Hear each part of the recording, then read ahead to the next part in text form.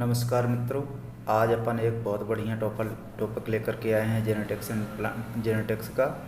तो अपन जो है तो मेंडल्स ऑफ लॉ के बारे में बात करेंगे। Gregor Johann Mendel fathers of genetics हैं और जिन्होंने मटर के पौधे में प्रयोग किए हैं। उन्होंने मटर की 34 वैरायटियाँ ली, जिन्होंने से 22 वैरायटियों में उन्होंने प्रयोग किए और 7 लक्षणों के बारे में उन्होंने जाना। अब ये बात है कि मटर का ही पौधा क्यों लिया?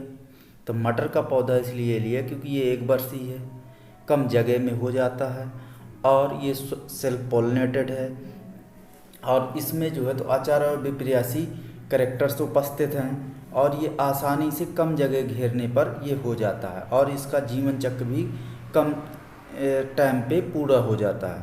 तो अपन मेंडल्स ऑफ लॉ के बारे में बात करेंगे। तो मेंडल साहब ने 3 लॉ निकाले थे।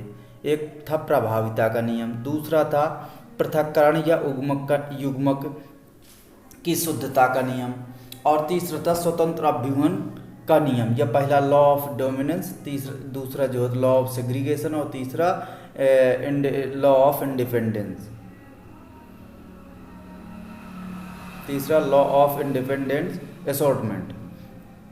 तो अपन जो है बात करते हैं पहले नंबर की प्रभाविता का नियम।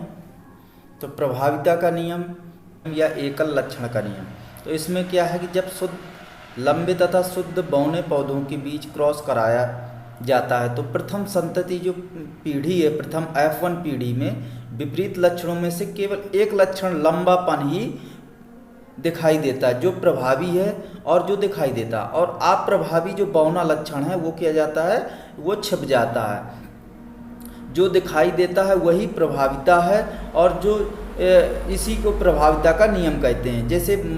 जैसे अपन ने उदाहरण लिया है कि लंबा मटर का पौधा और बौने मटर के पौधे का। अब दूसरा नंबर है, इसका उदाहरण आगे बताएंगे, वीडियो में लास्ट तक बने रहें। तो लॉ ऑफ सेग्रीगेशन दूसरा नंबर है, जब प्रथम संतति पीढ़ी F1 के विषम युग्मजीय गुणसूत्रों को जो अलग अलग जीन रहते हैं पौधों में सेल्फ पॉलिनेशन कराते हैं, तो द्वितीय संतति पीढ़ी F2 पृथक्करण, द्वितीय संतति पीढ़ी F2 के सदस्यों में परस्पर विपरीत लक्षणों का एक निश्चित अनुपात में कहलाता है। प्रथम पीढ़ी F1 में साथ साथ रहने पर भी लक्षणों का आपस में मिश्रण नहीं होता और युग्मक निर्माण के साथ में लक्षण पृथक पृथक हो जाते हैं। इसीलिए यह नियम युग्मकों की शुद्धता का नियम भी कहलाता है। अगला नंबर है लॉ ऑफ इंडिपेंडेंट असॉर्टमेंट। इस प्रकार के संकरण में जब किन्हीं 2 या 2 से अधिक कारक युग्मकों के लिए 2 जोड़ी विपरीत प्रभावों वाले पौधों के बीच संकरण कराया जाता है तो इन्हें कारकों का पृथक्करण तथा चयन स्वतंत्र रूप से होता है, अर्थात एक लक्षण की वंशागति दूसरे लक्षण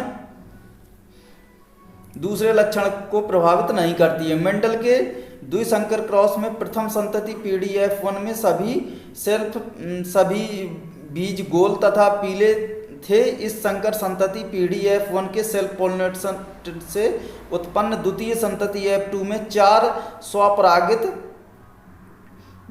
4 प्रकार के बीज प्राप्त हुए।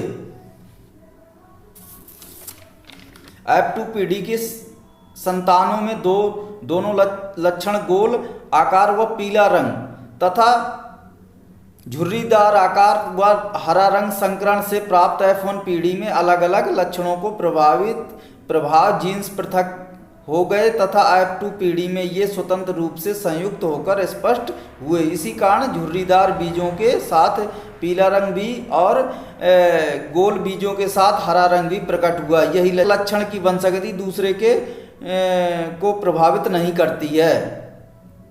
ये मेंडल के नियम है। अब आते हैं अपन उदाहरण में। अपन ने प्रभाविता के नियम का उदाहरण में देखा कि शुद्ध लंबे पौधे मटर का लिया और शुद्ध बौना पौधा मटर का लिया, जिसका जो कारक है, ये कारक या फैक्ट, ये जो लिया तो कैपिटल T है, ये स्मॉल t है, ये कैपिटल T है, स्मॉल t, इसका क्रॉस करेंगे तो F1 में कैपिटल T स्मॉल t जो सभी लंबे पौधे आएंगे।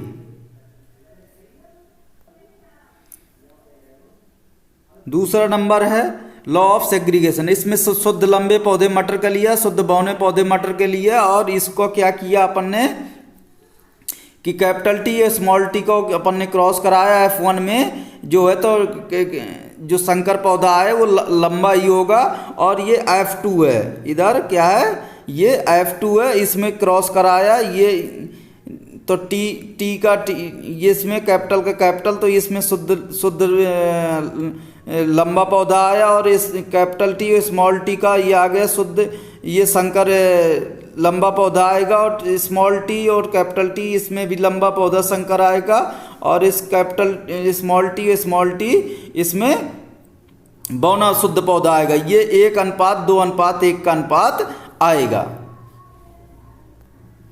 अब स्वतंत्र अपभ्यूहन का नियम, इसमें पीले व गोल दोनों प्रभावी लिए अपन ने, और इसमें लिए हरा व झुर्रीदार दोनों अप्रभावी शुद्ध हैं, ये प्रभावी शुद्ध हैं, ये अप्रभावी शुद्ध हैं। इसमें capital Y capital Y, capital R small Y, और कैपिटल स्मॉल आर लिया F1 में। ये पीला व गोल आया, और F1 पीढ़ी में और F2 पीढ़ी में अपन ने करेक्टर्स करके अपन को 16 करेक्टर्स प्राप्त होंगे, जिसमें से 9:3:3:1 का अनुपात आएगा, जिसमें से 9 करेक्टर्स कैसे आएंगे, पीले व गोल दोनों प्रभावी होंगे, 3 करेक्टर्स आएंगे हरे व गोल, पहला हरा व गोल, पहला दूसरा अप्रभावी, और इसमें आएगा तीसरा नंबर है गोल व झुर्रीदार, पहला अप्रभावी और दूसरा प्रभावी, और एक जो करेक्टर्स बचेगा वो हरा व झुर्रीदार दोनों प्रकार का होगा। वीडियो अच्छी लगी हो लाइक करें, शेयर करें। Thank you.